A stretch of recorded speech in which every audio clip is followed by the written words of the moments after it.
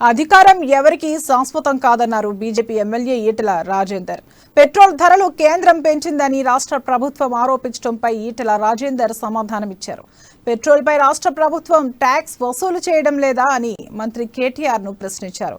ధరణి సమస్యలను ప్రభుత్వం పరిష్కరించకుండా పేద మధ్యతరగతి కుటుంబాలను మోసం చేస్తుందని ఈటెల రాజేందర్ అన్నారు.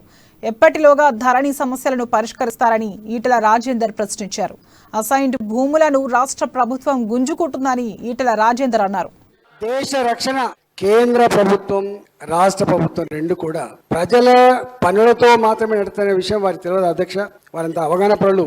రెండవది, దేశానికి కొన్ని బాధ్యతలు ఉంటాయి, రాష్ట్రాలకు కూడా కొన్ని బాధ్యతలు ఉంటాయి.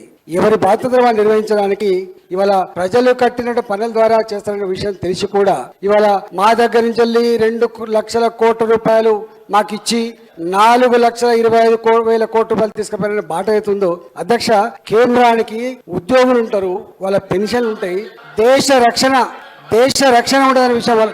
దేశ రక్షణ ఉంటుంది. అన్నిటికంటే ముఖ్యంగా 35.2% పెట్రోల్ పన్నేస్తాం కూడా వాస్తవం కాదా? అన్ని రాష్ట్రాలు తగ్గిస్తున్నప్పటికి కూడా ఇవాళ అన్ని రాష్ట్రాల కంటే కూడా